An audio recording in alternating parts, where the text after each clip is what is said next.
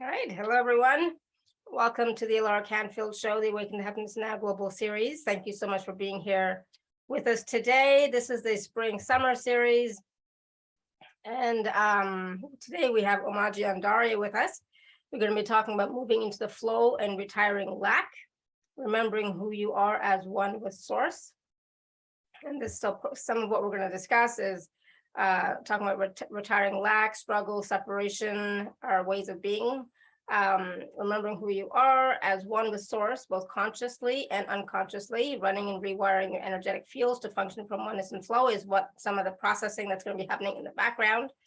And when we function as though we are separate, we get the experience of separation from source, which results in struggle, lack, and disempowerment. And this is more than just an intellectual choice. We are invited to take it to the next level and reweave, new word, our energetic fields in a conscious way to match our conscious choice in the now. So again, you know, in these calls with Omaji, there's a lot of processing happening in the background, clearings, activations, etc. So just be willing to receive, be willing to let go, and just be willing to be in the flow. So for those of you who don't know Omaji, she's been with us many times. We love having her here. It's always a high vibe call. And I always get so many ahas as well during these conversations with Omaji. And of course, the processing that's happening throughout the call is so powerful. So Omaji serves as a catalyst for expansion, pioneering the birth of new ways of being into this realm.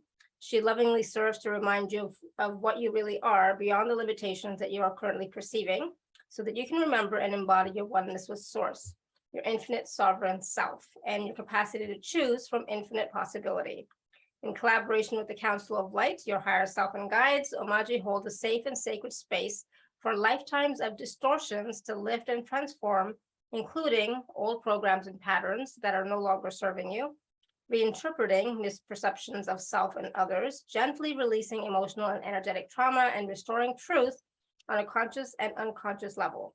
She facilitates transmissions of light, activations, and vibrational alignment to harmonize, uplift, and restore you to your natural state. So as these distorted frequencies and false perceptions are transcended, the result is a greater sense of empowerment, freedom, sovereignty, peace, and connection to source. And she does way more than that, but we're going to go into that now. So Omaji, I'm so glad you're back with us. We always have a wonderful conversation, and always the energy on the call, like I said, is so powerful. And I know it's already starting. It already started before we went live because my throat started to act up, right? So it's like, yeah, I can barely talk now, but I know that's just, you know, clearing and moving energy for all of us who are here live and who are going to be watching or listening on the replay. Yeah, the energies already begin to move. Maybe even some of you, when you were preparing to sit down and be present here, you noticed, oh, I haven't noticed this pain for a while and it's acting up, or, oh, I'm yawning a lot. The yawning is good. The yawning is perfect. So just, it's like leaning into your higher self, your guides, your angels, and knowing that the energy is moving to bring you into a higher octave of expression. Beautiful. So just know that during this conversation, during this call, if you start to feel something different, don't go into freak out. Just keep breathing and keep letting go and keep being present, keep being in your body, and just allow, right? Correct. Yeah, the presence is really good. Breathing, really good. And even if that's all you do for the next hour that we're together, that's perfect, because when we set up the space for these types of sessions, your higher selves are really the ones choosing what you get, what you don't. It's like we work with them, we work with you, we allow you to bring this in for you in your own unique way. So your higher selves are the gatekeepers for you, in a sense. And that's how the energetics are set up to be a very collaborative, empowering, oneness-based group energetic that allows you to be in the driver's seat. Now, you still have free will, conscious choice from this level. If you don't want anything to change, just choose that. And that's perfect. And there's nothing wrong with that. Maybe we just want to sit and observe and see, is this for me? Is this not for me? That's perfect. Discernment is always good. Absolutely. And If you do, we will be taking some questions. We always do, and that always brings up more stuff for everybody. So if you do have a question for Omaji and the council, you can raise your hand or you can type your question in the chat as well. All right, so where do you want to start? I guess we're talking about moving into the flow and retiring lack, and remembering who we are as one with source, right? So when we are remembering that we are source, in that space, there is no lack, there's no scarcity. We are in the flow, no? Correct. And it's an energetic alignment, as we've heard zillions of times. The conscious mind kind of gets that, but it's really about inviting and empowering the energetic aspect of us that knows to move into that energetic stance. And I call it that because it literally is a way of holding ourselves vibrationally in certain ways of being, in certain alignments, certain agreements that then allow us to abide in the flow and the truth of who we are. Otherwise, we're in another agreement that's separating us from that experience of truth, which is just temporary. So that's the good news. Whatever we're experiencing that has us perceiving ourselves as separate, we can take a deep breath and go, okay, this is temporary. There's a learning here for me. I'm being invited to step into something in a greater way. Good. And I'm ready for it, or I wouldn't be aware of it.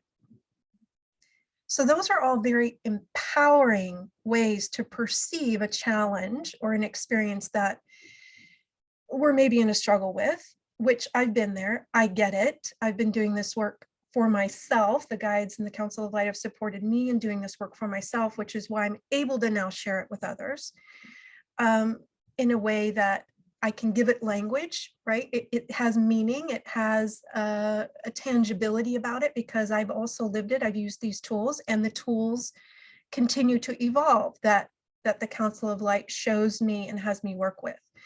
And that's because we evolve, because we're now ready for this next level of empowerment. And it's really in this phase we're in right now, in this window. I know we came out of the Lion's Gate, but we're still in the energetic of it. The wave is still here of stepping into that empowerment. And so that feels like what will be the focus today. Awesome. Good. I love it. And so, you know, just like you just said, we are still in the wave of the Lion's Gate energies, right? So a lot of us, a lot of you may be, you know, looking at your life and looking at, you know, what do you want to create? You know, who are you and where are you going and all that kind of stuff. So you might be having a lot of insights right now, information coming to you, downloads, etc. You might be making changes in your life. So it's a powerful time. And now as we're going into the last quarter of the year, right, it's a powerful time of change and transformation and stepping into who we are.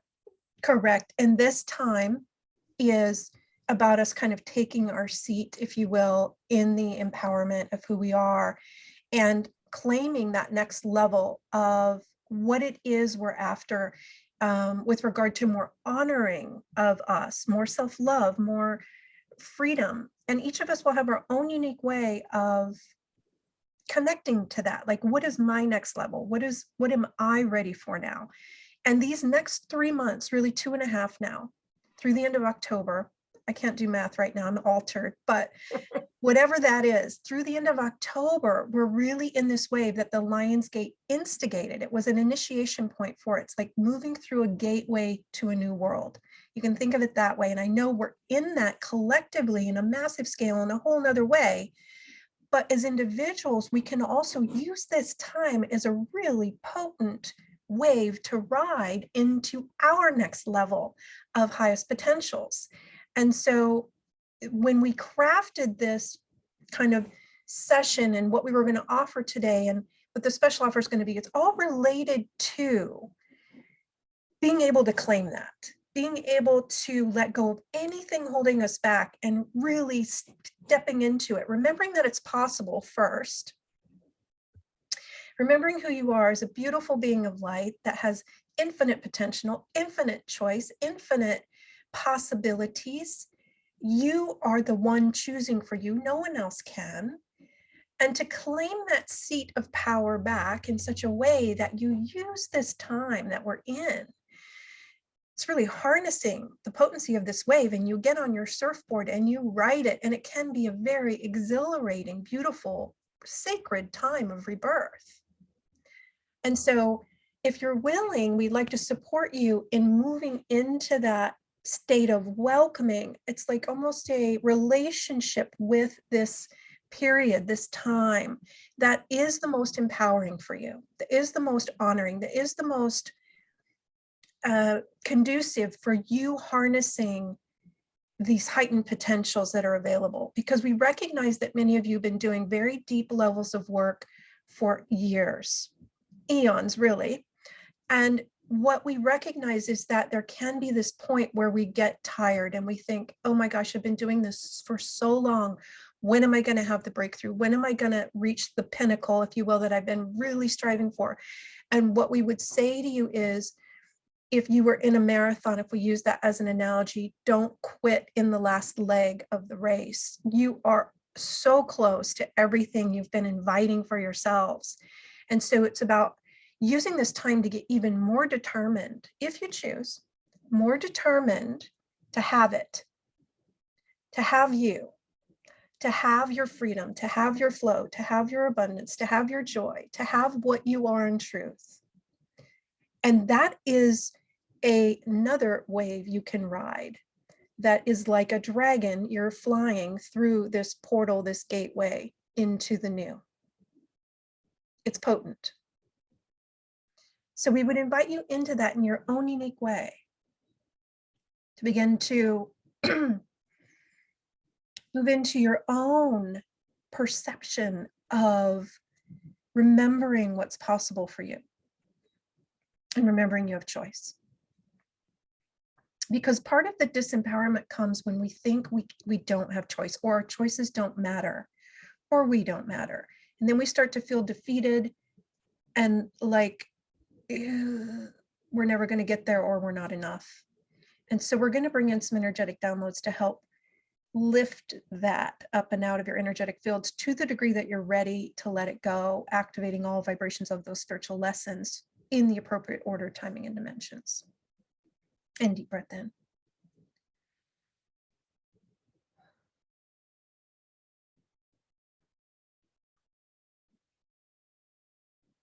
And whatever's not allowing you to claim that next level of empowerment for you and to remember your free will conscious choice to choose it, are you willing to release and uncreate it and allow your higher self to reinterpret your relationship with all of it to a higher octave?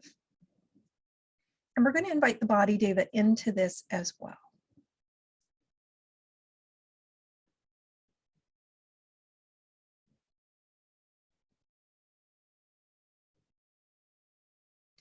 And you may have just felt a little bit of a relaxation, a little bit of a shift, a little bit of an expansion.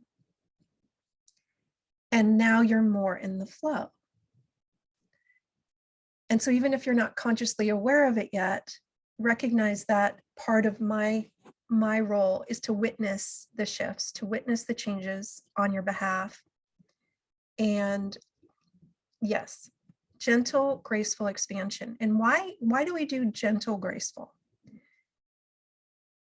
Think about when you're, for most of us, when we're getting a massage, if somebody's too rough, the muscles don't relax. It's too much pressure. It's too much. It's like trying to force the body to relax. But if it's a little bit of pressure, a little bit gentle, a little bit of a compression, and then you let the muscle relax itself, that's more like what I'm witnessing happen.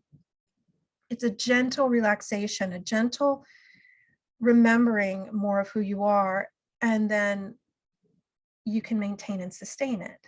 We don't tense up around it. We don't resist the change. We don't go into activating all of our defense mechanisms. So our work is intended to be a very gentle, graceful, and for some subtle shifts that have a big impact. It's like the ripple, the butterfly effect, it applies. So deep breath in. And just curious now, Alara, how are you feeling? Yeah, I'm definitely feeling calmer, more present, more centered. Um, I was gonna say my throat feels a lot better too. The There's still some sound is energy not. there. Yeah, there's still some, but it felt better. So it's getting there. Yeah, thank you. Mhm, absolutely.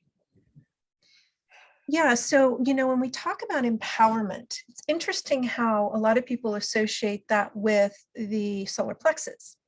And that is a big piece of the puzzle and how we hold our power energetically. But the throat is also an aspect of that. And when I work with that, a lot of times what I'm shown that relates to, it has to do with this idea, not by accident, of this choosing, of us being in our free will, of us being in our power to choose, speak for ourselves, right? Choose for ourselves.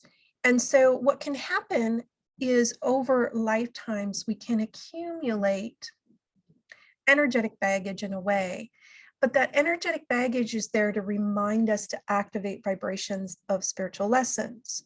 And then once we do that, we can let go of the baggage.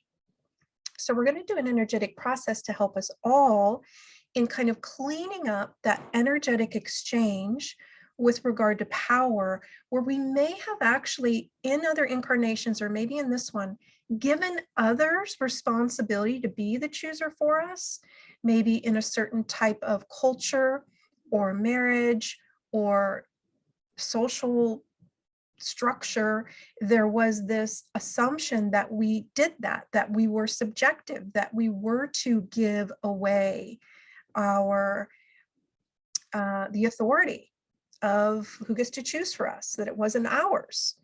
And religious teachings can also kind of play in here over time, over various lifetimes, various incarnations. The other factor can be, especially if you're very empathic, that you're actually feeling, your body, Dave, is feeling empathically ancestors who are wanting to get their power back, basically, who have given it away before. And so we're going to include all of that. It's going to be quite an energetic process here if everybody's ready. And then we can go into more of a Q&A. But this feels like what really wants to happen. So deep breath in. So this is an energetic process to support you and your body, Deva, in claiming back, getting back your power of choice, your free will that you may have given away in any moment, in any incarnation. And so we're going to scan all incarnations. We're going to work with your higher selves to support your higher selves, to scan all incarnations, to do a cleanup around this subject, this idea, this energetic of free will. And so you may feel some shifts, you may not. It's perfect either way. Know that when we invite you to do something, that is the invitation for you to choose it. We're not saying you have to choose it. So your free will is at play here. And so as we say, we invite your higher self to do ... You can be like, yes, higher self, please do that. Or you can be like, no, I'm not ready for that. I'm good. Let's wait on that. Whatever you want to do is perfect. All right, deep breath in. We invite you at the level of your higher self, body, Deva's higher self, in teams, to work with the energetic fields and the guides to energetically reference any of your power, your will, your authority for you, your power of choice that you gave away in any moment in time, in any incarnation, for any reason. And as you review that, the level of your higher self with your guides and advisors, inviting you to kind of take a moment to review the lessons you were learning in that. You don't have to know this intellectually. You can just lean into allowing this higher aspect of you that knows to do this for you from a higher perspective. And you can even think of it that it's like what we would do in an end of life review. We would sit with our guides and advisors from a much higher perspective, and we would review. So what we're doing is we're using our free will conscious choice in this now moment to invite that to occur now in some other dimension. that's appropriate, that's calibrated for it, that's safe, harmonic, supportive, so that you can actually work in real time while you still have boots on the ground in a body. And you can request that now. And that's very empowering because you don't have to wait till the end of the incarnation to do it, because you're conscious and aware enough to do it now. Taking a moment to celebrate that. And again, your higher self is working in the background, doing the review work on your behalf. Council of Light is supporting it. Deep breath in. And as you review all the lessons you're meant to learn through those experiences of giving our power away, and maybe in some cases, we even tried to take another's power to choose from them for whatever reason, because we wanted what was best for them, or we thought it would be better for them. We thought it would help keep them safe, or maybe we were a tyrant, who knows? But that's the type of cleanup where we want to do both sides of the coin. We want to look at where not only was our power given away or taken, but where did we perhaps step out of integrity and take someone else's power or attempt to? Because that's also a learning. And we were playing a role, and we were playing a role not just for us, but for them. When we zoom all the way out to the highest perspective, it's everyone signing contracts to play certain roles, to do a certain learning, for a certain script to take place. So we can look through this through the lens of complete forgiveness, because there's nothing to really forgive, not from the highest perspective. So we would invite you into that now, into that perspective of, oh, it's almost a remembering. Oh yeah, we signed contracts for that. We knew it was coming. We scripted it so that I could learn this and they could learn that, and we could cultivate these certain qualities. And when we peel away all the layers and we look at it from the highest perspective, there's actually a whole lot of love there. A whole lot of love for someone to play that role of the perpetrator or the victim. So we're going to invite you into the willingness in this now moment to forgive all the perpetrator victim stories over all incarnations. We know this is big, because it's all about the learning, because everyone actually agreed to it on some level from a higher perspective before they even incarnated, because it expanded you into who you are now. And you wouldn't give that up for anything, because you're awake and aware enough to do this level of work, boots on the ground. That's big. Take a moment to pat yourself on the back and to acknowledge how far you've come. That's how powerful you really are. Deep breath in, inviting you at the level of your higher self, body, Davis, higher self, and teams to work with the energetic fields and the guides to locate the appropriate dimensions, and in the appropriate dimensions, order, timing, forgiving and releasing everyone involved, activating all vibrations of all spiritual lessons along the journey that these kind of power grabs represent, whether it was us grabbing the power or someone else, or us giving it or us taking it. Inviting that spiritual cleanup, energetic cleanup, returning all power fragments back to them, retrieving all power fragments back to us clean and clear, sending all the appropriate energetic information to them, inviting our body Davis to do the same, where they have the capacity to receive it. Maybe that's in the future after they're ascended. We're going to just share energetic information, because that's one way that we can be really clean and clear and no longer empathically impacted by another. We could do a whole series on that. But deep breath in, inviting you at the level of your higher self, body Davis, higher self, and teams, to work with the energetic fields and the guides to clean all your own energy of attachment that you may have placed on them, your energy of gifts, wisdom, mastery, your essence, for whatever reason. Sometimes when we're in an altercation with someone, or even just a relationship with someone, we can literally take our energetic fabric and put it on them for some reason. Maybe we think it's a way to love them. Maybe we think it's a way to keep them safe. Maybe we think it's a way to support them. Maybe we think it's a way to empower them. And in fact, it's the opposite. It's very disempowering, because our energy is not calibrated for them. And when we want for another, which is the same as trying to choose for another, we literally take our energetic fabric of desire and creative energy and we put it on them. It's a control energy. So we're going to invite you, your body, your teams to retrieve all that now, clean it, recalibrate it, reweave it back on you. Clean all the empathic sensations off of it. And again, your higher self is doing the work. You may even be moving into a bit of an altered state here. We're going to invite the body, David, and teams to do the same, to retrieve all the fabric we placed on another attachment, will, desire, clean it, recalibrate it, reweave it back on us, return their fragments, retrieve our fragments, getting really clean and clear. And inviting you to choose in this now moment, if you choose, to desire to be in greater energetic integrity moving forward, where we don't want for another, where we don't try to choose for another, where we honor that free will conscious choice for all life because we want it for ourselves so deeply, we value it so deeply. And maybe even take a moment to, as you retrieve all your authority back for you choosing for you, to deeply feel into your heart space and just your gratitude for having free will. It seems so simple. I am so grateful I get to choose for me. I'm so grateful I am the only one that gets to choose for me, really. And I would never try to choose for another because that's just out of line. That's out of integrity, because I would never want someone trying to choose for me.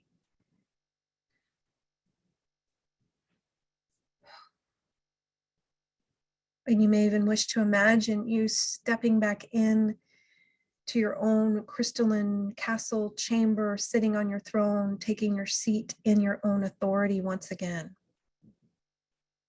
I'm so grateful I get to choose for me, and I'm going to choose for me in a conscious way. Because I'm always choosing for me. It's just sometimes it's unconscious choosing that is kind of a default defense mechanism thing. And the more conscious I am, the more discordant it feels to do that.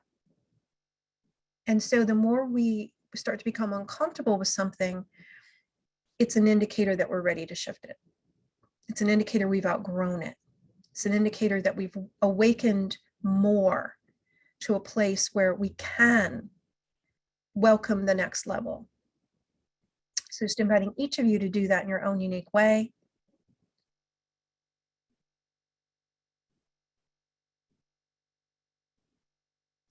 And then sending all the appropriate energetic information you have to all the ancestors, inviting your body, David, to do the same, about how you stand in your power, abide in your power, how you value your power. Returning all empathic sensations back to them, all bundles back to them, of them maybe not valuing their power, not being in their power, not being in their power of choice, being unconsciously choosing because they're not awake and aware enough yet, and that's okay. That's the step they're on. So letting them be where they are, not wanting for them to be more evolved, returning all their bundles back to them, sending all responsibility back to it, back to them for those bundles, letting them hold the responsibility for their own bundles, because that's the fuel for their evolution. Returning all responsibility back to them, sending information, get really clean and clear back in your own energy. We're just witnessing this for a moment. You may even feel your energetic field spinning a bit, to spin it all out, to return it. We don't recommend driving while we're doing this type of work, this deep of work. We wish them well. We have compassion for our ancestors, but we're not going to try to shift their stuff for them because we can't. It's not calibrated for us, it's calibrated for them. Every being has its own unique snowflake template. We can only shift our own issues. I used to think otherwise, and I was bombarded with all these bundles that I couldn't shift, and I was tired, and I was fatigued, and I was run down, and I couldn't figure out why everything hurt. So I started asking questions, and it finally opened my mind enough to receive what the guides have been telling me for a while. I just couldn't receive it. You can't shift something for someone else. Because for eons, healing was defined by doing that. We're now graduating into the sovereignty, oneness-based paradigm of healing. The true way, which is the empowering way, which is everybody gets to heal themselves. How amazing is that? That's how they evolve. That's how they get stronger. That's how they become more empowered. That's how they claim their next level. And we can't do it for them because we can't choose for them. It's actually a beautiful design. So we're just going to invite you to fall back into that template, that beautiful sovereign template of oneness that is so liberating for everyone, because we're not helping anyone by trying to shift their stuff for them. We think we are because they get temporary relief. But it would be the same as somebody lifting weights in the gym and they seem to be struggling because it's heavy, right? Ooh. And we go and we take the weights from them. And they'd be like, what are you doing? I was getting stronger. Where are my weights? What did you do with my weights? How am I supposed to work these muscles? These spiritual muscles. So inviting you into this maybe new perspective for you to not take other people's energetic weights from them. Let them have them. That's their thing to work, whatever it is. They're supposed to be working it. And we can help cheer them on. We can encourage them. We can help provide clarity for them. But we're not going to take their weights from them. That would be kind of ridiculous from that perspective. It's like, oh, wait, they picked up those weights for a reason. And if we take their weights, they just have to go get other ones. And now we're holding their weights and they're not really calibrated for us. So they really weigh us down. And then they go find new ones anyway. It's like nobody wins. We just prolong their ability to get stronger, to evolve.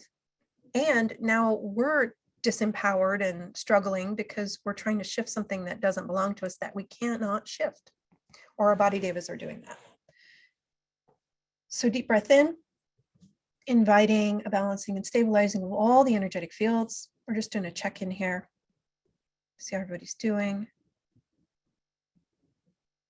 Updating all grids, all identity grids, all reference points, all ways in which you perceive and are perceived. And we're going to invite you at the level of your higher selves to bring all your anchor points, identity points for you back into your column of light that is you, off of the external. If you've been getting dizzy, feeling disoriented, getting wonky, you want to look at, ooh, higher self, where are my anchor points? Where are my identity points? Do I have a lot of energy streaming externally to the outer? Because that will, when we go through these massive influxes and shifts, it's not stable to be holding our energy that way. It's stable to be in our beam, in our pillar of light that emanates directly from source. That's what we are. So inviting everybody back into their beam, bringing all your anchor points, identity points, pivot points, reference points for you off of everyone and everything in the outer world back to your beam. There you go. Holding all responsibility for you, stabilizing you at the level of your higher self, in your light, letting your light stabilize you, protect you, empower you. And then balance and stabilize, update all grids, all reference points. Shake out, reboot. Nice work. That was a lot. Beautiful. Yes, it was. It was great though. At one point I was sweating like crazy. So so much energy was moving. I had to go get a fan. Yeah. Right. But yeah, thank you for that. And just so you know, right at the beginning of that process, I got kicked out. So anything in the chat that was there before is no longer there now. So I know somebody had some question in the chat, but it's now gone. I don't have access to it. You might still have access to it. Actually, I do. I think I can log. Okay, because for me, it's all gone. Oh, good. Madalena just wrote her question again, and there's somebody else from, I don't remember the person. Joe, I think it was Joe. Anyway, do you want to take some questions? Like just get everybody just breathe for a moment? Yeah. And I'll just, while we're waiting for you to call on someone, there's something here about someone saying that they fell down. That's the indicator. What we just did, the last part of the last energetic process, because when here's an analogy that will help us with this. When we go through a massive influx like we just did with the Lion's Gate, it's like if we were on a ship in the water and we saw this massive wave coming. If we see it coming, we know how to kind of hold our energy. So when the wave hits, we can kind of move with the boat. If we don't see the wave coming, we're going to get knocked off our feet. So you might work a little bit with, first of all, getting more in your beam, staying in your beam, keeping your reference points for you in your beam. That's big. Then the other thing you might work with over the next 3 months, because the next 3 months, again, it's going to be a ride. We trained for it though. We trained for this. It can be joyful. It can be exhilarating. It can be inspiring, right? It's all our perception. I saw something the other day. It said,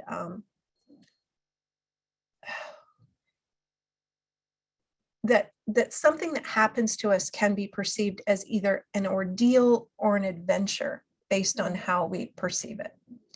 So we encourage you to choose the adventure portion, the exhilarating, the, oh my gosh, this is what I've waited lifetimes for.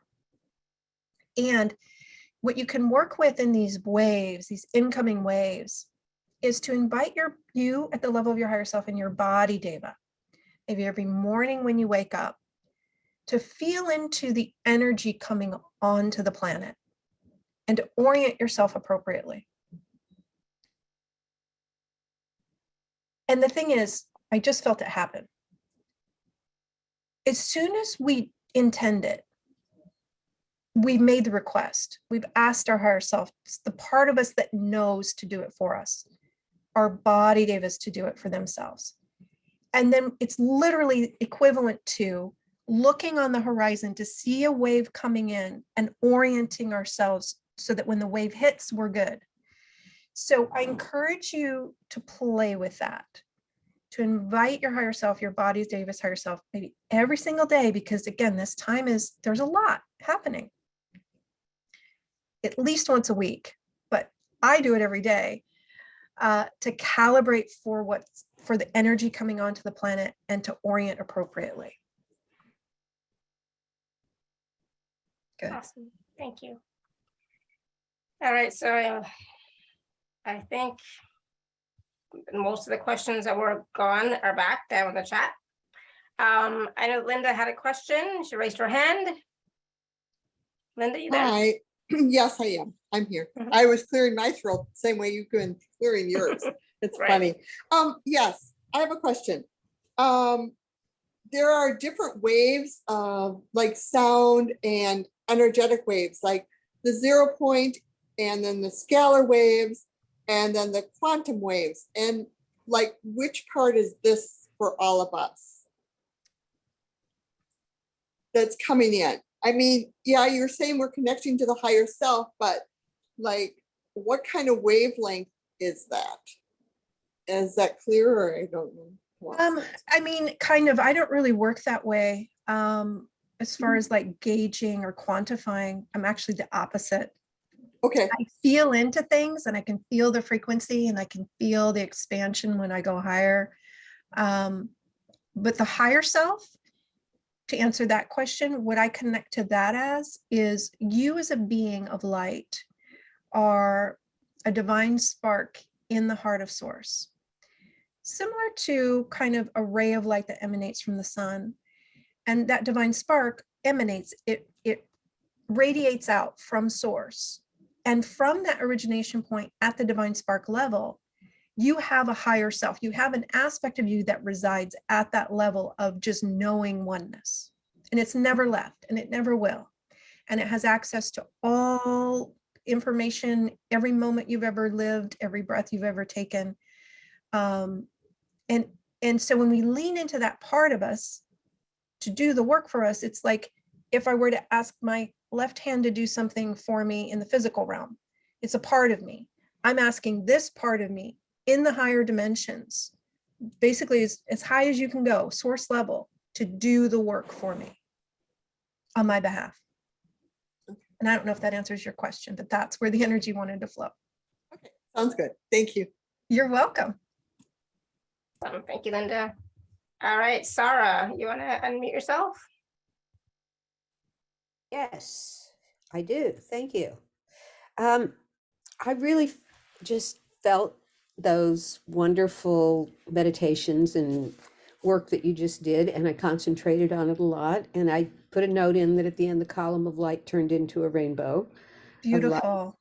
And I often find infinity signs coming in to connect me, which is beautiful. And I drew an infinity on my fellow's back a few weeks ago, and he just jumped. He said, "Wow, what did you just do on my back?" Anyway, I am here to do a lot of work. I am not clear on it. Things are presented to me all the time. Somebody this week has asked me to do an exorcism for them. But it's very muddy to me where I should be directing my energies. And I felt this Lion's Gate very strongly, but can your Council of Light give me any guidance? Yes, and I had a similar experience for me early on. It's like I didn't feel like I knew. It's like I felt like I was just wandering around. And I'll give you the same kind of steps and guidance that I was given at the time, because it's still something that it's like magical. It works. It's so amazing. And we'll do a little bit of an energetic process to help with it, which I didn't really have these tools then, but we're going to incorporate that into it. And basically it's this idea of, okay, rather than me going to an assumption of just because I'm not aware of it at this physical level yet, doesn't mean I don't know. Part of me knows. So that's step one. So deep breath into that. We're going to help everyone here that's willing to rewire into that energetic stance. We're going to model it, demonstrate it, show you what we mean by that. Because it's more than just the words. We'll show you the energetic. Lovely. Thank you. Deep breath in.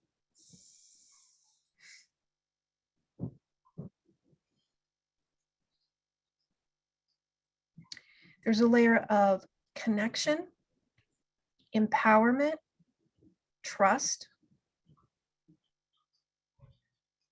integrity, knowing, divine wisdom.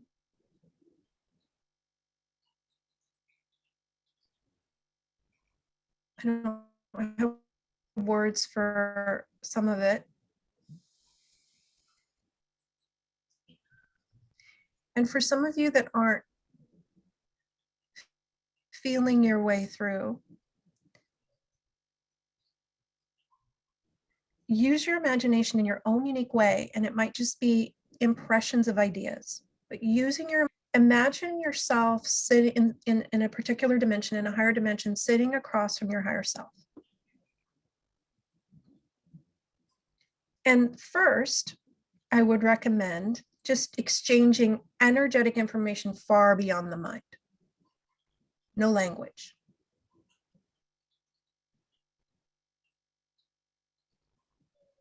And then when it feels appropriate,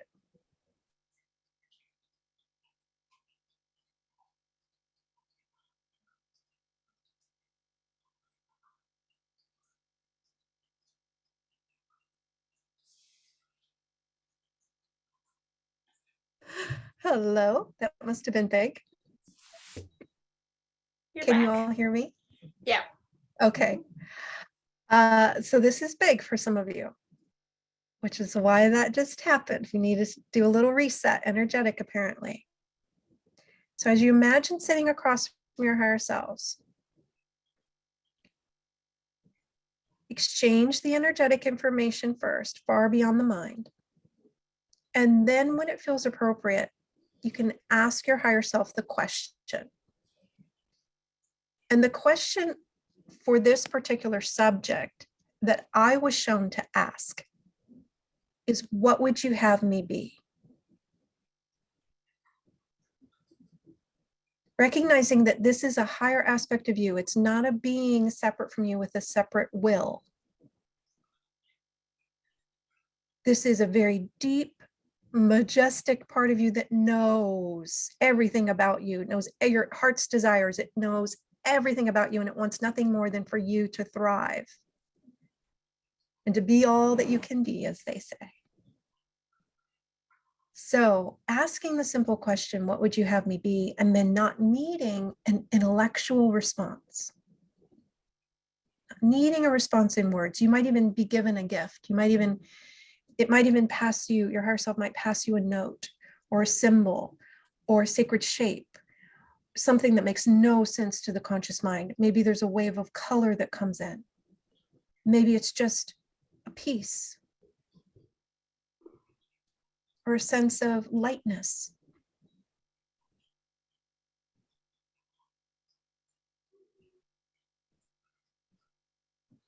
And then when it feels appropriate, you can take as much time as you want there. Just be in gratitude for the exchange, and then moving back down your divine line back into the present moment, because we never want to leave our column of light to go to other dimensions. We want to travel in our column of light to other dimensions, going within, coming back to the present moment. I always take 3 deep breaths, and inviting myself to get really grounded, present, updating all grids, all reference points, shake out, reboot. Now, why is that so potent? Because an energetic exchange far beyond the intellect is the gift that keeps on giving. It's something that you will continue to unpack, maybe for the whole rest of this lifetime, or maybe over the next week, depending on how you work with your higher self, how often, how frequent. It gets easier, it gets better, it gets, I mean, ease is the word that keeps coming. It's like, if you would like to graduate from struggle, start working more with your higher self, asking it how. And again, so we're not asking it to give us a set of instructions, like a lesson plan, if you will, or a roadmap. We're asking it to share energetic information far beyond the mind. Now, we might get a sentence or two that comes in when we're sitting across from our higher self, connecting with our higher self. But honestly, for me, most of the time, I just get this wave of, okay, I just received something really cool, like almost euphoria, or even a wave of peace, or a wave, I can feel a little bit of an expansion. It's like, okay, it's done. That's it. That's all I need. Because most of the time, what we're actually desiring is an activation of a vibration anyway. We think it's, oh, I want this in the outer world to show up a different way, or I want this relationship to show up a different way. But it's actually, the relationship is the catalyst. The external whatever is the catalyst for us to activate a certain vibration. So when we go to our higher self and just ask, that's the shortcut. What would you have me be? There you go. This is what you're after. Oh, well, that was easy. Now I don't have to go through the challenge in the external world to get it. And so in your case, we would say there's also a layer of clarity there, where part of what's going to happen is, now as you're moving about your day, you're just going to start to feel drawn to certain things, and it's just going to start to show up. It'll start to unfold. It'll start to make sense. The puzzle will start to kind of form itself into something more that the intellect can feel a little bit better about, or that you'll just know is the way.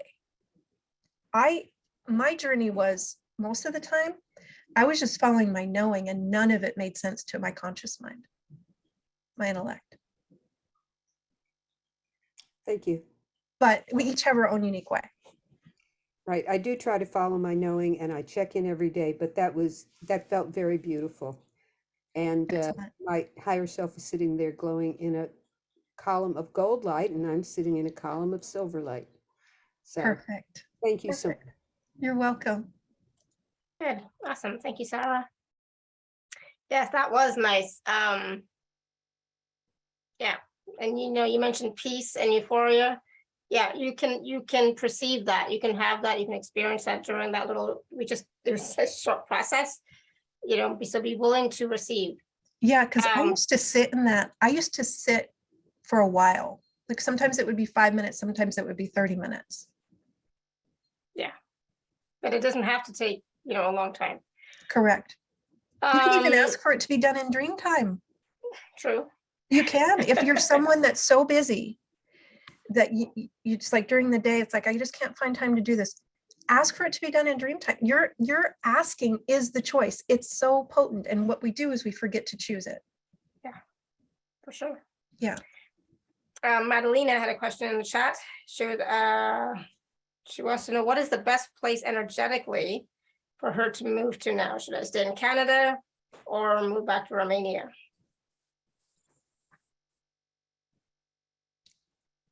So typically the way that I work is I help, because I can feel which one feels lighter. But what I help is them to know it for themselves, because that's empowering. Because do we want to always have to ask someone outside of us, or would it be, oh, so much more empowering for me to be able to do it for myself? And so we each can have our own unique way of kind of feeling our way through something when we're at a choice point of, and it could be a fork in the road, or it could be maybe there's more than two choices, right? That we haven't considered a third choice or a fourth choice. And so there's different methods. And so I'm just asking which one for this particular. Okay.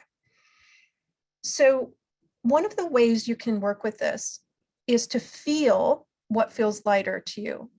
Another way, and again, you want to first, I should mention this because sometimes I just assume it because I do it so much, I forget to mention this first very important step, is to connect to your higher self, to intend, just intend to choose to be present with your higher self and have your higher self show you. And you can include your guides in that too. Perfect.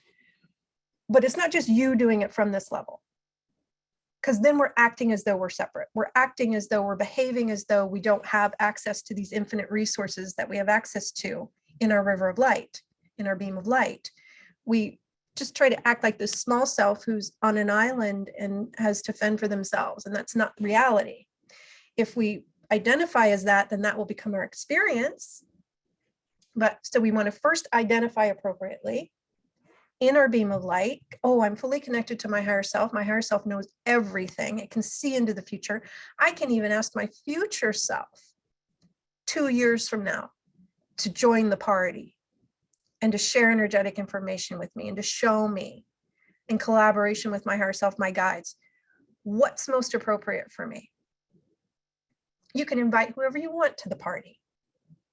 You can invite Ganesh. You can invite Jesus. You can invite Buddha. You can invite Kuan Yin. You can invite whoever you want to the party.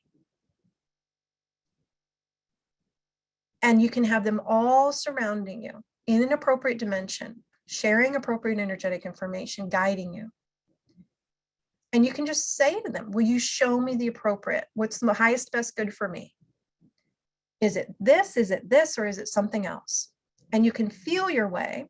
If that's how you do it, you could create index cards that you flip over that you could literally write on the different choices, and then you can mix them up and choose. Have them show you which one. That's another way. You can, if you're visual or if you're good at the leaning into, impressions of ideas, I just follow my knowing, I know. You could imagine, use your imagination, and you could see these three choices as different roads or different paths. And you can invite an eagle to come join the party, the eagle representing that culmination of wisdom of your higher self, your guides and advisors, your future self, and ask it which way it wants to fly. And you can watch the eagle fly in the direction of the choice that's most honoring for you. And again, this is about you intending it. So it's you setting up the energetic, you saying, I'm choosing for this beautiful eagle being that represents my higher self, my guides, my advisors, my future self, to show me the most honoring path, the most honoring choice in this now moment. And so be creative. Take these ideas and recraft them in your own unique way. What works for you? Maybe it's a dolphin swimming or a dolphin jumping through hoops that shows you which hoop, right? And so be playful. It doesn't have to be this arduous process. And sometimes if we're asking for guidance and it's not clear, it's like, oh, that doesn't feel right, or, oh, I don't, it can be because we're actually being invited to wait, not do anything yet, wait a little longer. It's not, the timing isn't right. And so that could be something you include in the choices is, you know, this, other, or nothing. So it's like spirit will answer our questions, our guides will help us, our higher self will help us, but we have to craft it in a way that it's not limiting, that we're not limiting what's possible in the asking.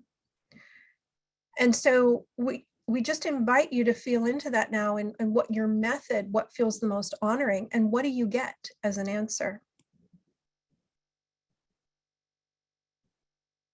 in this now moment. And maybe you don't get it yet. Maybe it comes in the next day or two.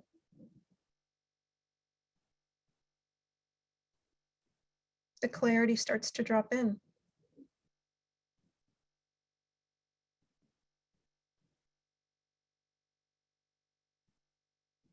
Awesome. Great processes. Thank you. You're welcome.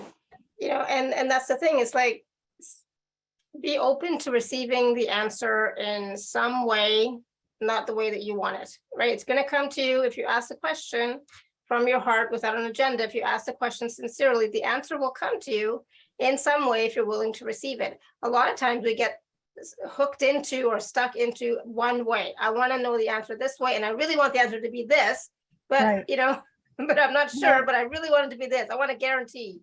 Yeah, and there are other layers to it as well, where it's not even about, it's okay. So we could look at it from a bit different angle of, why do we want to make sure we move to the right place? What do we really want in that place of residence? Is it safety? Is it freedom? Like, what's the one thing though? What's the one thing that we want to make sure we get? Because you want to really hone it. Mhm. And if I really feel into this for this person, so I could say one thing and then now they're showing me it's a combination of two. They're so funny. They're saying it's safety and support. And so with that, and it could be because, okay, now they're honing it.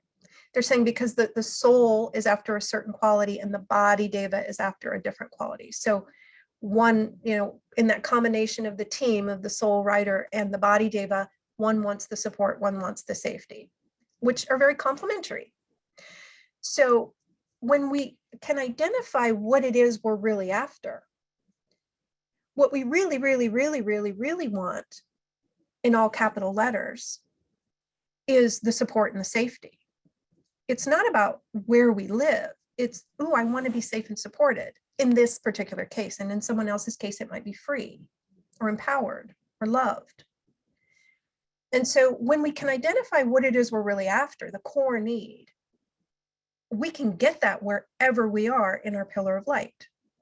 And that's, as a soul and as a body deva evolving nature spirit, what we really want to cultivate anyway, why we incarnate, to cultivate that greater level of support and safety within ourselves. So we're going to do an energetic process to help with that.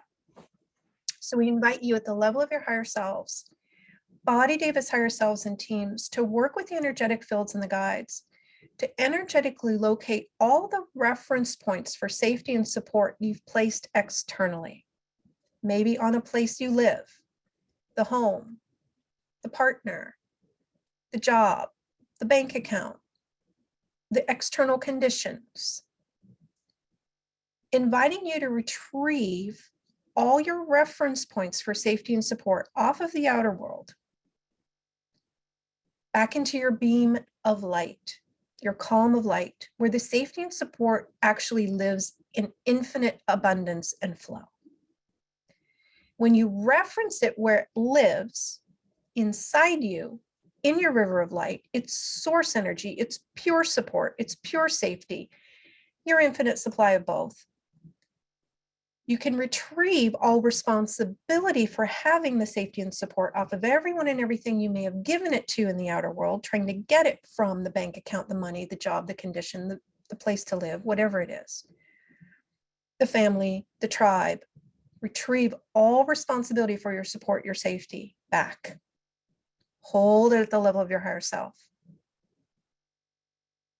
Again, your higher self is doing this work on your behalf to the degree that you're choosing it.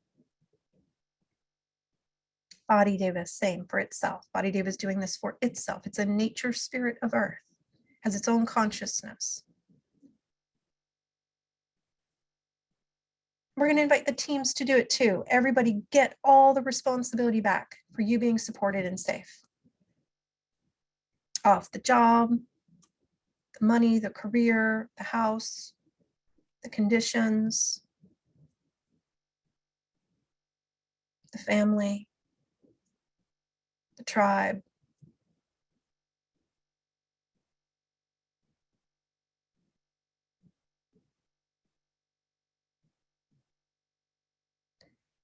And as you reference the support and the safety that flows in your inner river, inviting you, your body, your teams at the level of your higher selves to activate greater levels of those frequencies within you.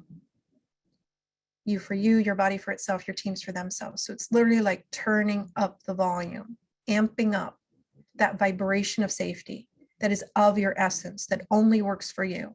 And if you ever want more safety, you just go within and you crank it up. And then it reflects in your outer world. Because if we try to relocate somewhere before we've actually activated the safety and support that we were really after, we might actually be attracted to something that isn't as safe and supportive because, again, it's all reflection. It's a reflection of what we've got going on. So if we've got some kind of trickling of the support energy in our divine column, then we're only going to see a trickle in the outer world. So we want to crank it up inside, ask our higher selves to turn up the volume of support to a degree that's doable for now, and then we can do it again tomorrow.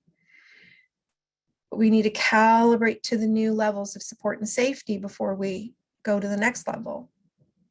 Each time we want to recalibrate, we want to balance and stabilize. So the other thing that can be affecting our flow of safety and support is we've wanted for others to be safe and supported outside of us, and we're empathically holding their bundles of not safe, not supported, which then reflects in our world as not safe, not supported, because we're holding them in our fields. Everything we're holding in our energetic fields we'll see in the mirror. Same way, if we're standing in front of a mirror and we're holding a bouquet of flowers, we're going to see a bouquet of flowers in the mirror. If we're holding a puppy, we'll see a puppy. If we're holding a bag of rocks, we'll see a bag of rocks. So everything you're holding in your energetic fields, the not safe, not supported, that is not yours. Will you now, in your free will conscious choice, move into the awareness that it's not helpful for you to hold all those bags of rocks? Those are other people's weights for them to lift, for them to get stronger. Return at the level of your higher self all those bundles of not safe, not supported back to them, along with all relevant and appropriate energetic information, where they have the capacity to receive it, and the responsibility for those bundles. Return, return, return.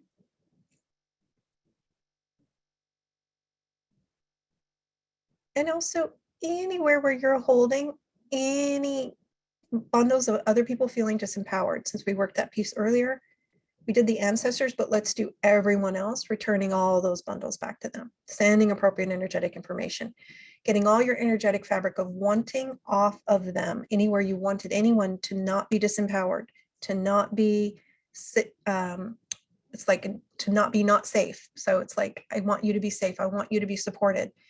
When they might have scripted something in their journey to experience not being safe and supported, so it would kick them into crafting more safety and support within themselves. That's why it's kind of how we do it. It seems backwards. It's reverse engineered. but we've been using those mechanisms for eons to evolve.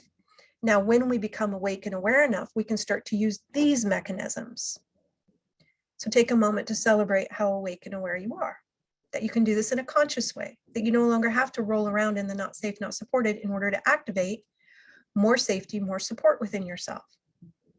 So return all those bundles back, send information, return all responsibility, then get your fabric off of them, clean it, recalibrate it, reweave it back on you, get all your fabric of support back on you that you gave away over lifetimes. There's a lot of it. You might want to do this for the next 3 weeks. Retrieve, ask your higher self, Body Davis higher self, to retrieve all your fabric of support back on you, clean it, recalibrate it, reweave it. It's a lot. Think about all the times you wanted for another to be supported, not knowing what was really going on unconsciously, energetically, every time we did that. So what do we do instead of wanting for them to be supported? Well, we notice someone that's rolling around and I'm not supported, and we go, oh, they're lifting their weights. They're working that piece. They're activating the vibrations of that lesson. So I'm going to encourage them. And so if you're kind of leaning towards wanting to do something to help them, if you can do it without getting attached to them doing it, which is a challenge, it's a bit of a tightrope walk. It's cultivated, this idea of inviting someone to do something for themselves without being attached to them doing it. It's like we lay it on the table as a choice. They can pick it up or not. We're not attached to them picking it up because they might not be ready to pick it up.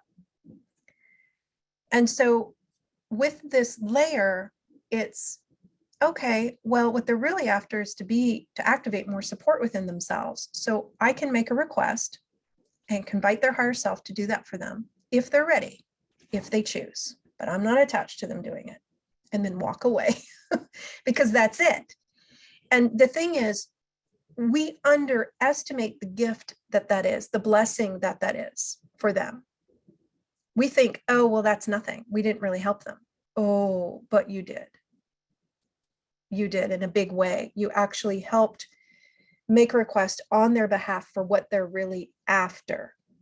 And then they're still in their free will conscious choice. You're not choosing it for them. You're just saying, oh, higher self, if you choose, activate more support, because I can see that's what you're after. I have the conscious awareness, so I'll make the request. But I'm not attached or responsible for you doing it. All right, deep breath in, inviting a balancing, stabilizing of all the energetic fields, updating all grids, all reference points. One of the things we want to point out is that in all of our session work we ever do, there's a lot of layers. There's a lot of information. And every time you re-listen, you're going to get different nuggets because you're different. So you might bookmark certain areas of this that it's like, oh, I kind of zoned out there. I didn't hear what was said or whatever. That's an indicator, oh, I'll be ready to go back and get that piece next time I listen. So you might play with that. Just know that these recordings keep on giving. Awesome, thank you. So somebody was asking about, just before you went into that process, they were also asking about attracting money. So would it be the same process, similar process? Do you have a different process for that? Mm-hmm. Attracting money? So with money, what I would say is for each of you, it might be different. Ask yourself what money represents for you. What does it symbolize? What does it give you? What is the perception that it gives you?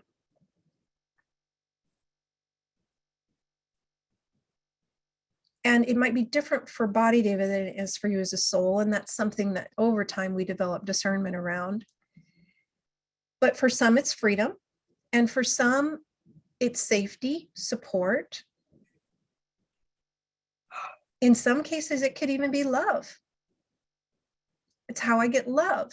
Because if I have a lot of money, then I'll get the mate. So it could be a lot of different things.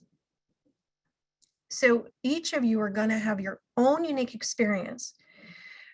When you start to work with money, depending on where you are on the spectrum, the first step would be cleaning up any animosity you have around it so that you can get to a place where money is pretty neutral for you. There are lots of different tools to do that. We're going to do a quick process here. It's like a shortcut, kind of, because we have limited, segment here. But just take a moment and think about what money means to you. And just be honest with yourself. It doesn't matter what thoughts come up. It's like nobody's monitoring that. Just take a moment. Okay, what does money mean to me?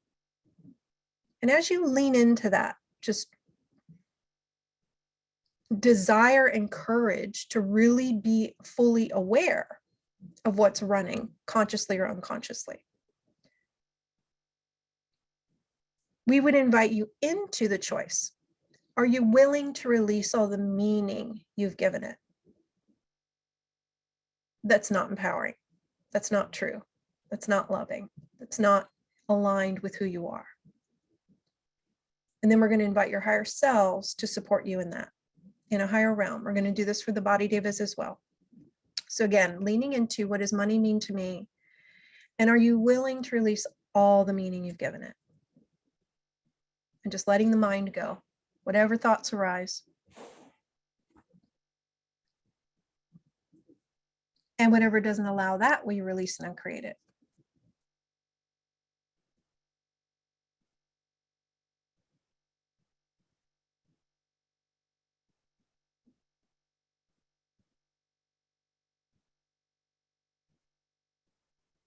Keep breathing.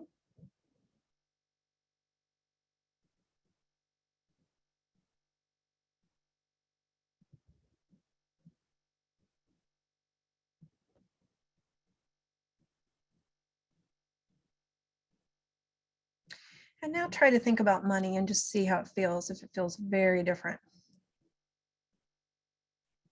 You might not be able to think about it. I love that process. So play with that. Re-listen to this as many times as you need to help you move into a place of neutrality where money's just thing, because truly money is a symbol. It's the same as anything else in the reflection in the outer world. And money will do, it's like it'll play the role we're asking it to play. So are you willing to retrieve all responsibility off of money for your freedom, for your support, for your safety, for your love, for whatever, for being the source of anything for you? Are you willing to retrieve all that responsibility back to you and source it, reference whatever that was in your river of light, give it to yourself. Give it to yourself in your pillar of light. Higher self, will you retrieve all my reference points for my freedom and activate more freedom, please? Retrieve all responsibility of money for freedom. That's all you have to do. That's it. Make the request. And then you can say, body devas, higher self, will you do the same?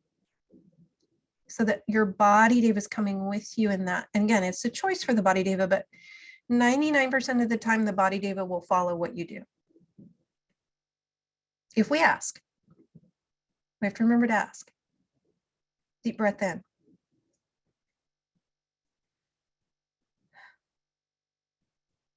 And then again, it's the same as the location, like where we want to live.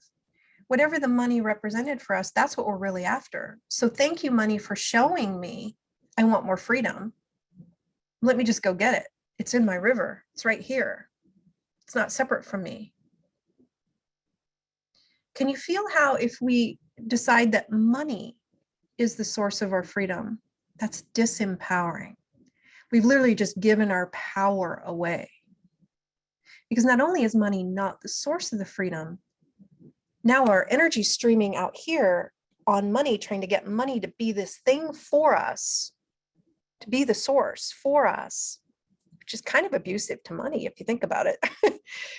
And we're the source, like source is us. We are it. It's here. We're not separate from it. So it's cultivated this whole new kind of rewiring our energetic fields to source internally. It's one choice at a time. When we notice we're trying to source out here, oh, wait, let's redirect that. Higher self, let's go within to get it. I can see how I'm wanting it from this external thing, but it doesn't live out here. And money's just been showing me literally a reflection of how much freedom because I hired it to do that, how much freedom I've activated for myself in my column of light. And if I don't feel very free, I don't care what money does or doesn't do. I want the freedom. Higher self, will you activate a greater level of freedom within me?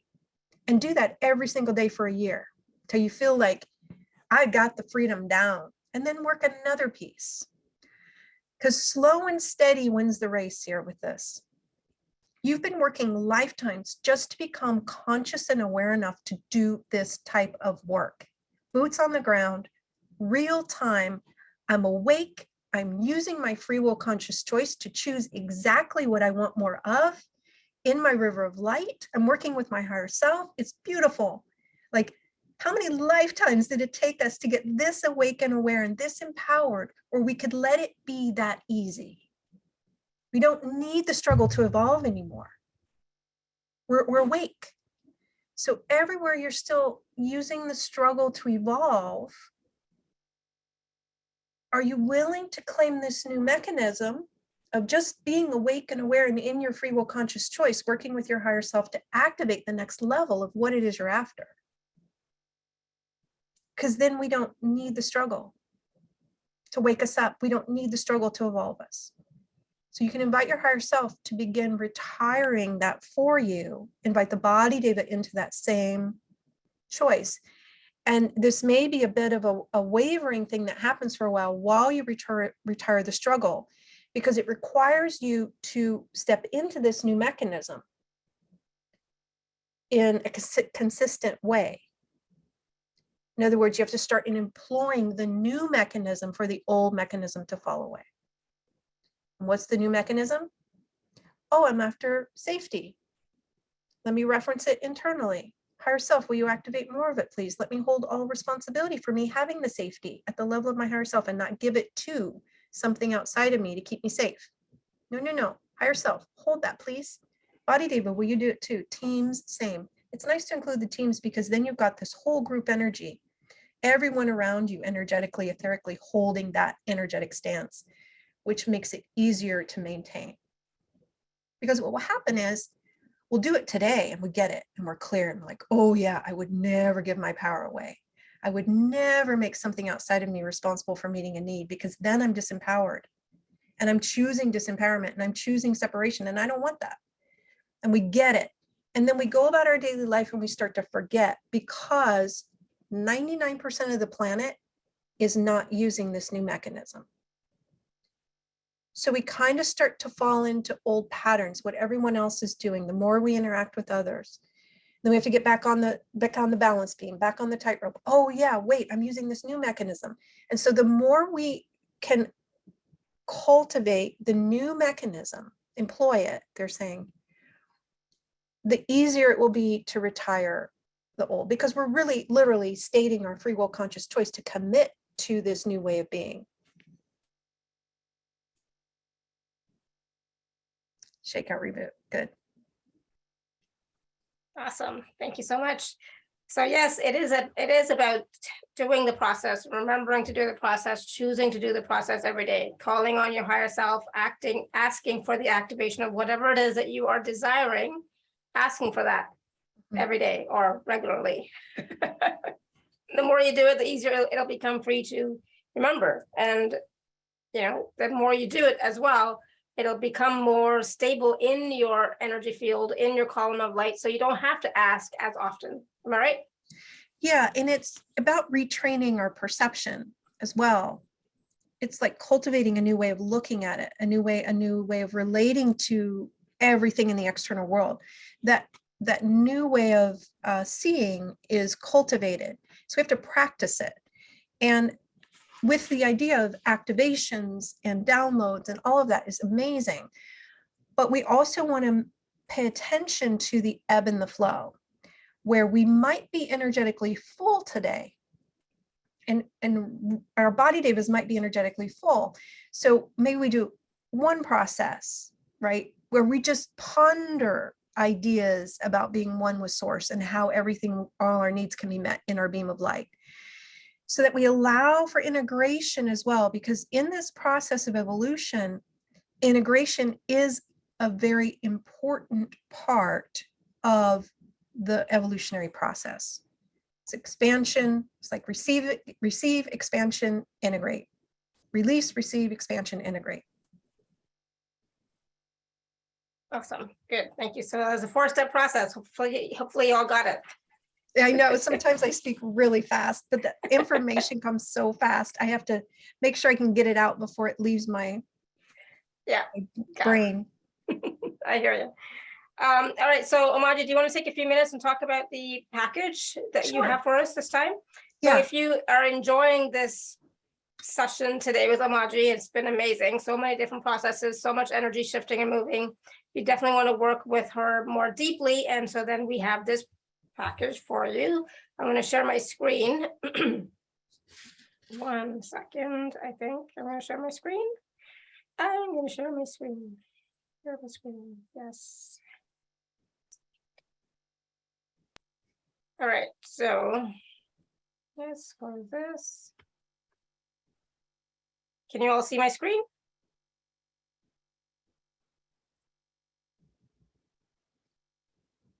No?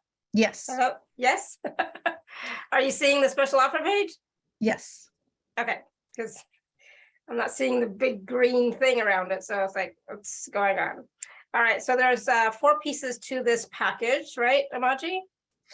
Yes, I believe so. Correct.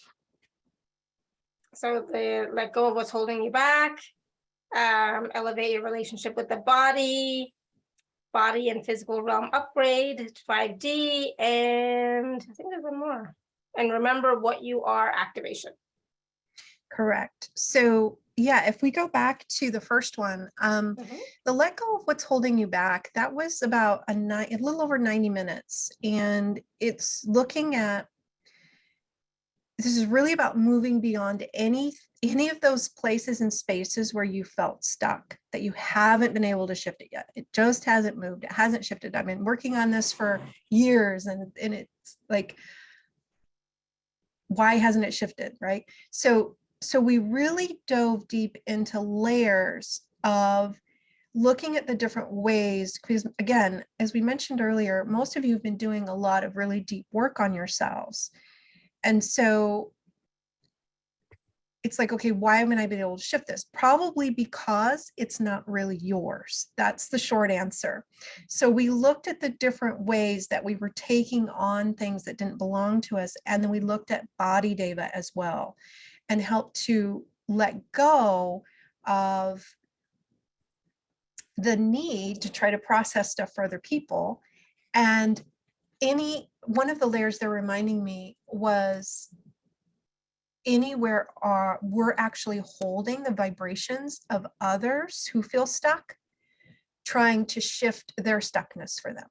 So there's so many layers to this, but the short answer is, it's like, feel into and obviously read what we've written there, because that all contains energetic information.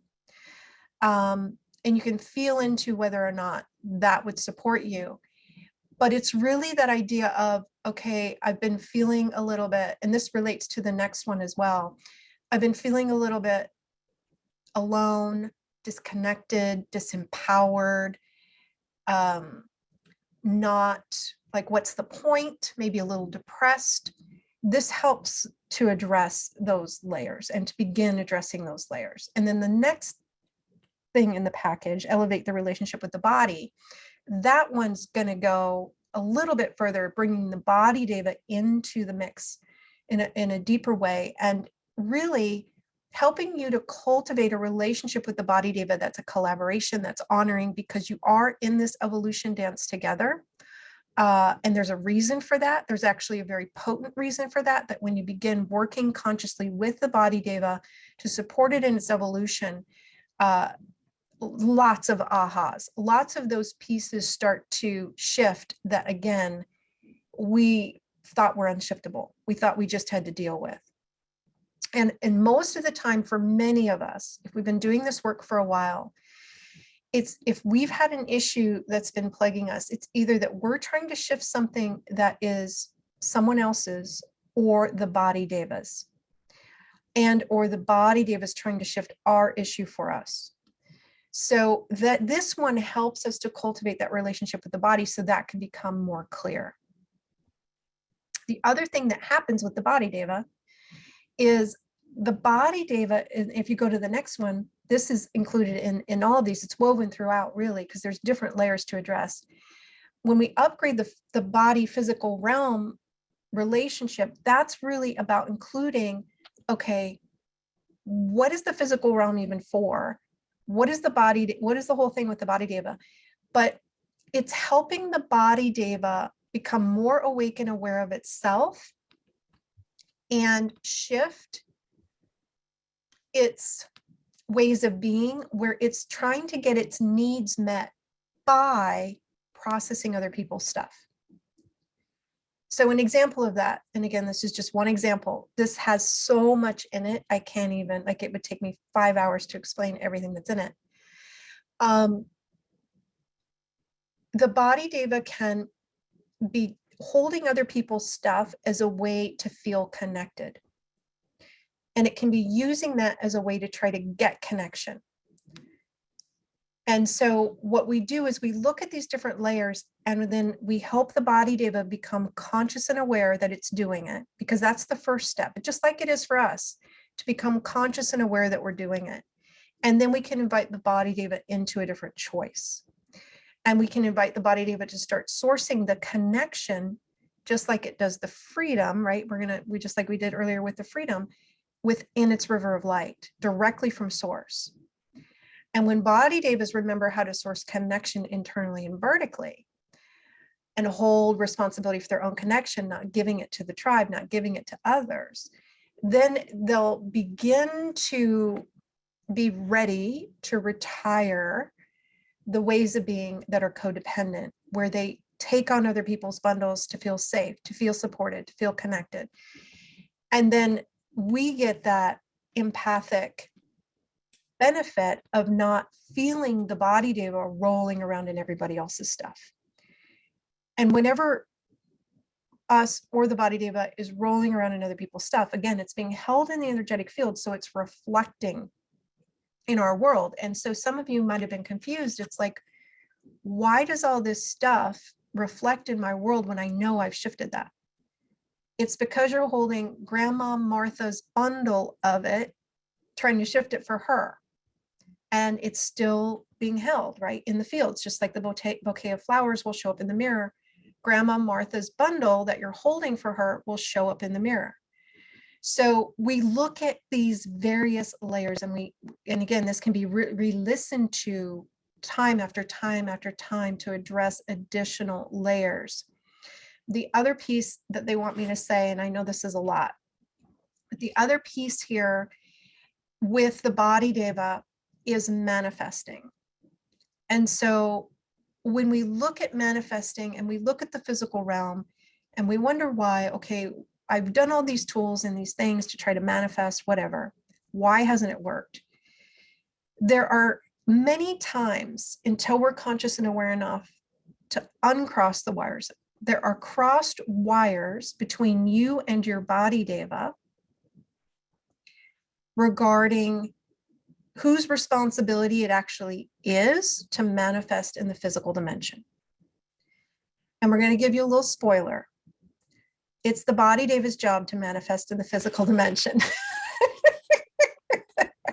So there's a whole process that we go through to help the body deva get that responsibility back and to begin doing it for itself again. Because doesn't it make sense that the etheric being that reflects as the physical form would be responsible for maintaining and sustaining the physical form? Mm-hmm. And so that's really it's a whole education about that. And it's a whole remembering, awakening the body deva back into that role for itself so that it can take the wheel again on manifesting its desires. Because when you have a body deva fully empowered to manifest what will keep it safe and supported, you're the soul riding in the body. Are you safe and supported? Yeah, totally. Because body deva is going to ensure that it's safe and supported, and you get to benefit from that. So there's a lot in these. That's 5 90-minute sessions, that item 3. Mhm. the upgrade, the body and physical realm upgrade. And so there's a lot there. The remembering what you are activation is a little over an hour and a half, and it is marinating in truth, for lack of a better word, the vibration of what you are. We do have conversation, we do talk, but it's all to move you into that, again, that remembering of that energetic stance of your own unique essence in an authentic, empowered way. And so there's a lot here. Mhm. This is months worth of stuff you can do.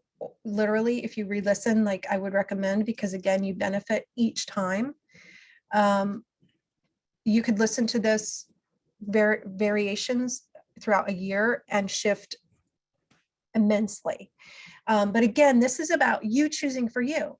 So we would encourage you to employ one of the tools we looked at earlier, where you sit with your higher self and you ask, is this an investment for me? Is this, will this give me a return on my investment for me? Will this create more for me? Will this empower me? Will this shift literally what I've been inviting to shift for me? And again, it's not this package shifting it for you. You're shifting it for you. This package helps give you the tools, the rememberings, the energetic support to do it for yourself. It's the gift that keeps on giving. Beautiful. It's a full package, and I love how it addresses so many different pieces, and you're right. We are here collaborating with our body vehicle, so we need we need to understand it better. We need to be congruent with it. We need to be more connected to it, and have that relationship of with our bodies, so that we can communicate better. And I would add to that again, if you've been doing this work for a long time, the step you're probably on, if you haven't already taken it, is to become more conscious of the body deva and start to collaborate consciously with the body deva from a place of sovereignty, from a place of honoring, from a place of, oh, we're a team and we agreed to this part of this incarnation. How can we work together in a collaborative, co-creative way and not take responsibility for each other, and have compassion and hold a safe space for each other's evolution? So it's actually, for me, a couple years ago when this came into my awareness and I was ready for this step, it was actually in around 2018. So 4 years ago now, time flies. It was a game changer for me. This whole thing was a game changer for me. And so that's one of the reasons I wanted to offer it. The guides and the Council of Light were really clear that this was a step a lot of people were ready for, to take their journey, their evolution, their spiritual awakening to the next level. Because it really does evolve us as a soul more to work consciously with the body deva. We cultivate different qualities, for sure. So if you're wanting to get to the next level, then this is the package for you, Omaji's package. And it's available in 2- and 3-part payment plans, and the 24-hour special gift code, TACS10. Please do take advantage of that. And this package is available at alara.at/show/Omaji8, OMAJI8. Wow, I'm like sweating again. as you were speaking, I'm like, oh my God. So, just because we were not just because, but because we were talking about the package and all of the energies that are connected with the package, it's already working on you if you're willing to receive it. That's why I suddenly started sweating. It's like my back is like all wet. It's like, holy smokes. Yeah, so and we did the connection. Here. We did do the connection piece for the body deva. And again, when I say it, it's basically the same as requesting it. So your body devas start to do it. So probably that's happening also for many of you. Yeah, absolutely. Whew. Again, the package is available at alara.at/show/Omaji8. The link is in the chat if you need it, but of course it'll be in the emails that will go out in a little while. All right, so Omaji, do you I know we're a little bit over our time already, but how are you feeling? I feel like we're a bit energetically full. I want to mention something and then we can do one more question if you want. And if you feel like you're energetically full, just say, okay, I'm going to go back and re-listen to this later. Higher self, let's, let your higher self gauge whether you're, ready for more or you need a break. One of the things I'd like to do, because it really helps us receive it, it's like it deepens it, so we maintain and sustain it, is just take a moment and just notice how you feel compared to maybe when you first sat down. Do you feel a little lighter, calmer, or expanded, or empowered? And maybe write in the chat, let us know, how are you feeling? Do you notice any shifts? Maybe more present, clear.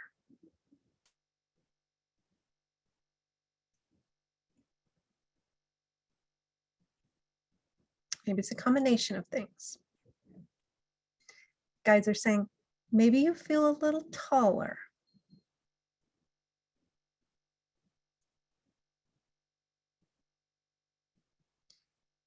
So this really isn't about us knowing what you feel.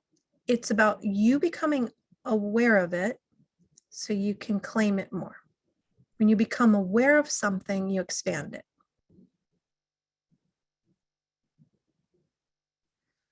And take a deep breath in. And then you can just be in gratitude for what you gave to you. Because again, we facilitate a session, but you do it. It's like if we were training in a gym and I was the trainer and you were the person lifting the weights, you did it. You lifted the weights yourself. So take a moment and just share gratitude with you for that. And your body, Deva.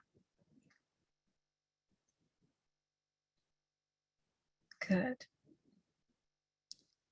Yeah, and it may take a while to be able to discern, is this me feeling more supported? Is it my body feeling more supported? Maybe it's both of us. You don't have to intellectually know that right now. Whose is what's, that will come over time as you work these pieces. As with this package we're offering, it does help build that discernment between you and your body. The more you work with it, the easier it will be to tell. Is this me or my body? Or someone else's? And so again, that's cultivated. So go easy with yourself at first if this is new to you and it's like, okay, my intellect doesn't have to know, but I am definitely feeling lighter, or I'm feeling more clear, I'm feeling more supported, and I'm going to claim that for me. And just invite the body to be able to claim it too.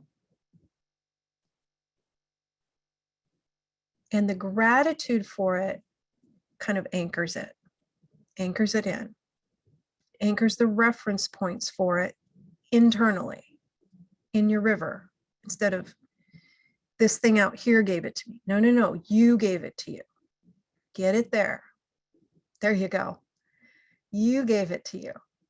We helped remind you how to give it to you, but you gave it to you.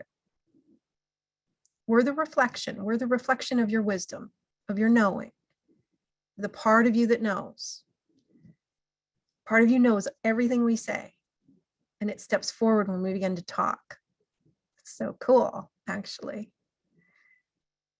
So deep breath in, just letting that integrate, balance and stabilize, update all grids, all reference points, and that actually helped the integration part a little bit. So it feels like we can do one more process. So nice work, everyone. So Alara, anyone you want to? All right. Marielle, do you want to unmute yourself?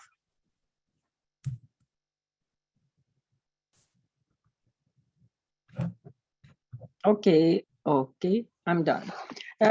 So thank you for the process about the place of residence.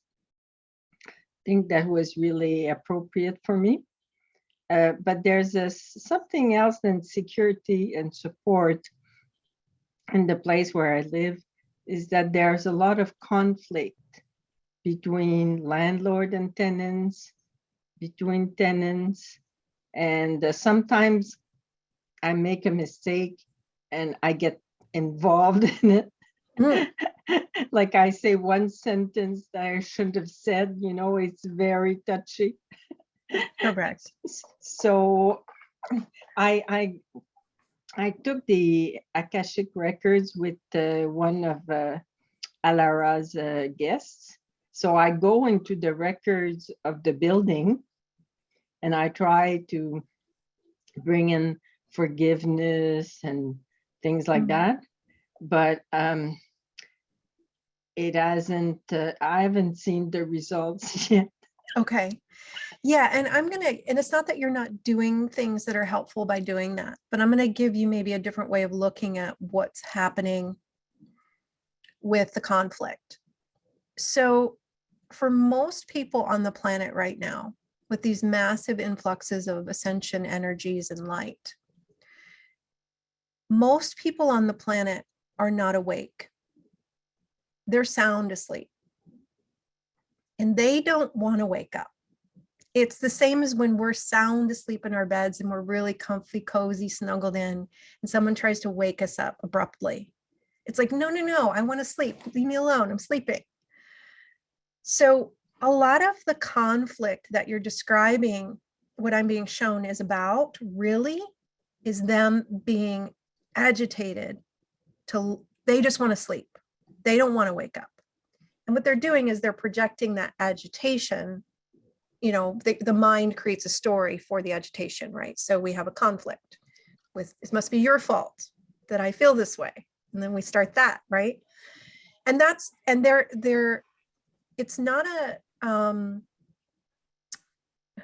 so the perspective of this is, if we're on a journey up a mountain to a certain altitude of perspective, where we could say we're more awake, more enlightened, we're probably about 2,000 or 3,000 feet. You're probably 2,000 or 3,000 feet, maybe even 5,000 feet above where they are on the mountain. So you can see it differently than they do. You're more awake, you're more evolved. That's not condescending to say that, it just is, it's isness. It's like if we had a garden of flowers and certain flowers bloomed before others, just how it is. It's just the evolutionary process. So the first step would be for you to just be aware of where you are on the mountain in relationship to them, just for a reference point, because then we know how to hold ourselves energetically in relationship to them. And then we begin to awaken to, because we're on the step we're on in our own evolution, that it isn't helpful to want for others. And this is a hard one at first, because that sounds so weird. It's like, but shouldn't I want them to not fight? Shouldn't I want them to be at peace? Well, not if they need to bounce around in that conflict to get their learning, to get their cultivation of what it is they're after. And we could say the same thing with any struggle. Not over 98% of humanity is still going to be in the struggle for a while, because that's their only mechanism they have access to evolve. And consciousness right now is evolving at Mach speed. So they need to use the mechanism they have. So they're going to be rolling around in their struggle. And so the appropriate stance for us is hands to ourselves, get in our own lane, get really clean and clear in our pillar of light, know who we are in truth, lean into our river where all our needs can be met. Deep breath in, so that we're demonstrating, not only are we having for us, right? We're showing, we're demonstrating oneness. We're stabilizing all the energy of the planet just by being in our own lane, right? We aren't destabilizing by putting our energy externally and getting wonky. We're really in our beam, not wanting for anyone, only attached and responsible for ourselves, because we can only choose for us. We're not going to try to choose for anyone else. That would be out of integrity. And then you get really settled in your beam, and you might feel a calm. Did you feel the calm that just dropped in? Mm-hmm. That calm is what creates a ripple. for all beings. It is the most honoring, massive way we can be of service at this time.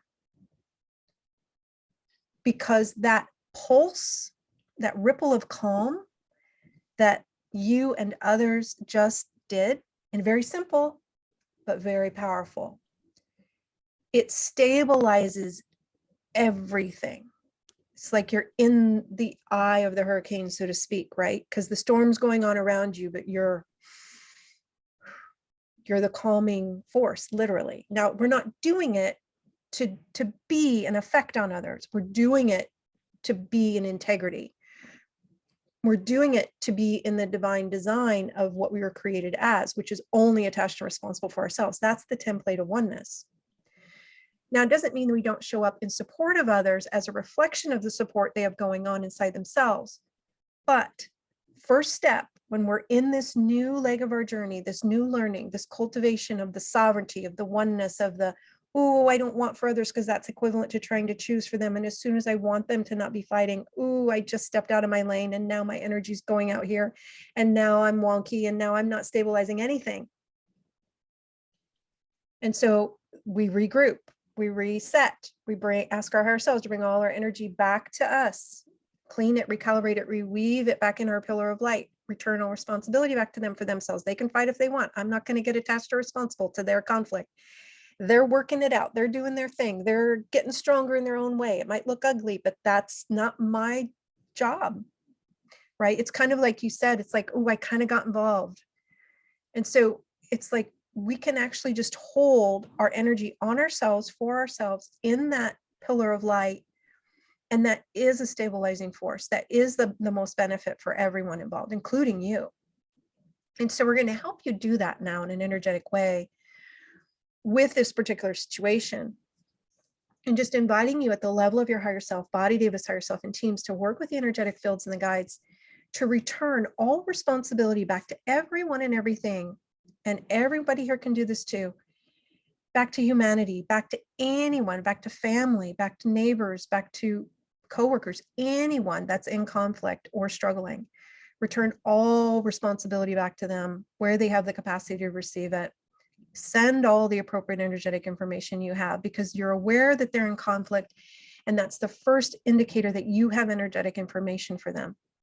Send all the appropriate energetic information for them from the 5,000 feet, the 3,000 feet, the 2,000 feet above where they are. Then they kind of can get a bearing on where they're going eventually when they're ready. But for now, we just send the information. We're not attached to them using it.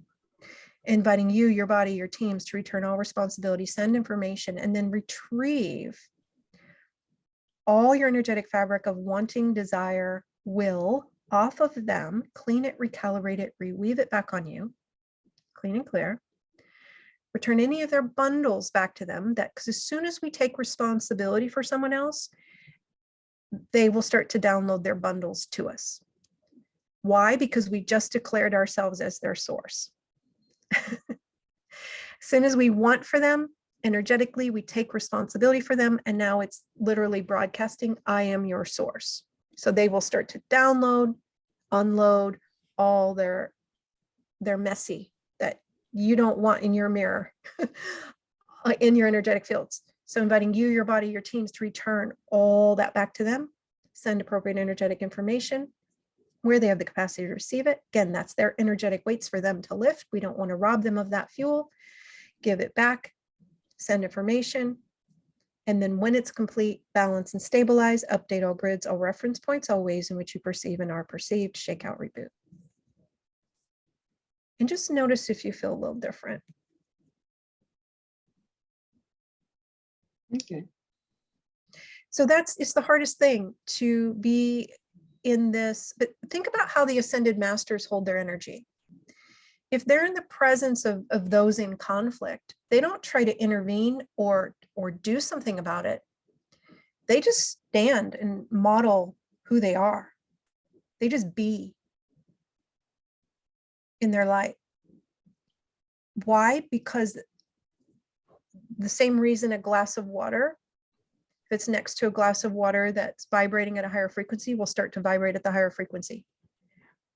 it's kind of like an entrainment, but we're not trying to get them to change their frequency or vibration. We wouldn't dare choose for them. But I get to choose for me, and I'm going to choose this vibration of, I'll just say truth, what I am. And that's potent. That's a potent ripple, and it's a stabilizing force. And it demonstrates to others what they're really after, but it might take them a while before they're ready to choose it, and that's okay. So we're being invited to upgrade our ways of being of service. So you can still do other work. It's just practice not doing it from a place of attachment, wanting to shift someone else, wanting to change someone else. And you might even convene with your higher self to ask your unique way of doing that, and to ask your higher self to show you your unique way of doing that, where you're not stepping off. It's like getting out of your lane and encroaching on their free will. Does that resonate? Yeah. Yeah, we know it's weird at first. So as you choose to be the stabilizing force, as you choose to be in the truth of you, you're literally a tuning fork for that, then for you to create that in your world, for it to start to reflect more in your world. That doesn't mean others are going to act differently, but it means you'll either be called or they'll be called to. It's like it's a vibration, right? You can't share the same space. So you either won't witness it anymore, notice it anymore, it won't affect you anymore, or somebody will move. It's just the law of vibration. Does that make sense? Yeah. And would you say that you deeply value peace?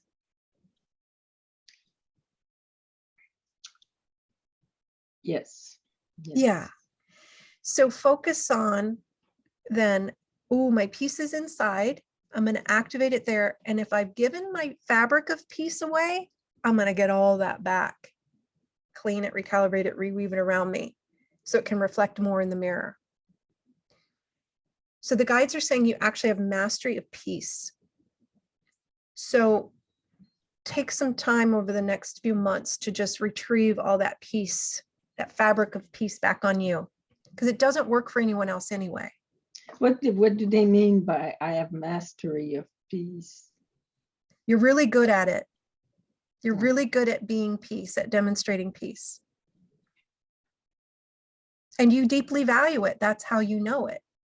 So if you're not experiencing it in the outer world, again, it's either because we're holding bundles of others not at peace, because we wanted for them to be at peace and then we took their bundles, or probably both, we gave all of our fabric away of the peace we'd cultivated for ourselves, trying to help others be at peace. And that doesn't work, because the design is everyone cultivates their own fabric of peace. It's like literally energetic grids of peace that we wrap around ourselves, energetic flow of peace within our river of light. And then we use that peace to craft these grids, to reflect onto all of our grids that we use to function in this realm and in other dimensions. And there's so much here, right? So much to unpack, so much to learn. And we're just scratching the surface, which is amazing. Yeah, that was awesome. Thank you, Marielle. Great question. Okay, thank you. Even Linda wrote in the chat about she saw huge bundles being given back to those that she's in conflict with. Yeah. Right. So you may not even know, you know, at a conscious level sometimes that you're in conflict with somebody else. Right. But if there's, you know, you'll feel the energy. Right. So, or you'll think about them a lot and wonder why. Why do I keep thinking about this person? Or why do they keep popping in, or there's on Facebook, right? Why do they keep popping up on my feed? And it could just be that you have energetic information for them. Send them all the energetic information you have. Ask your higher self to do that. But yeah, when we really get to a place where for me, I think it's about honoring the self so much. We deeply honor and value ourselves so much that we would never get out of integrity with the divine design, because we don't want to get pummeled. We don't want to get downloaded with all these bundles that don't belong to us, because that tanks us. And that isn't serving anybody. And so it may be self-love. If you're someone that's been looking at this for a while and you haven't been able to shift it, it may be self-love that you're after cultivating more of. We did a YouTube a while back on that, on cultivating that greater self-love, more honoring of self, because truly you are a being of light that is cherished, not just by your higher self and source, but by so many beautiful beings of love and light that see you, that know you, that see you for what you are. And you not honoring this aspect of life that you are is the blasphemy. It's like we really need to wake up to and remember how precious we are and how amazing we are. And it's not a comparison thing, because it's not about someone else not being precious. All lights, all beings are precious and amazing, but you are put in charge of this aspect of life that is you. You're the only one that can choose for this aspect of life that is you. And if you're not choosing for it to be honored, then what? So I'll leave you with that today. Beautiful. Thank you. And Marlene says, I feel stronger and not energetically drained by others. Good. That's how you know that, you're not holding on to other people's bundles, right? Mm-hmm. Beautiful. Thank you. Wow. Thank you so much, everyone. It takes a lot of courage to do this level of work. So super grateful for you guys being heavy hitters today. I got kicked out twice. You got kicked out once. I think other people also got kicked out. So it was a really powerful call, everyone. So please be gentle with yourself. Again, the package that is available from Omaji is available at alara.at/show/Omaji8. If you'd like to work more deeply with her work, please do take advantage of that and use a discount code TACS10. Yeah, and this will be out in a little bit. It's like 2 hours, so it's going to take a little bit of time to get the recording uploaded and stuff. But wow, go back and watch or listen again, because like we said, there might still be a few more little pieces that will help you move forward. So yes, and beautiful advice to go gentle with yourselves. This time is intense, so we need to be in balance. They're saying, the guides are saying, be in balance with honoring you, caring for you, nurturing you, doing the self-care, and waking yourself up more, right?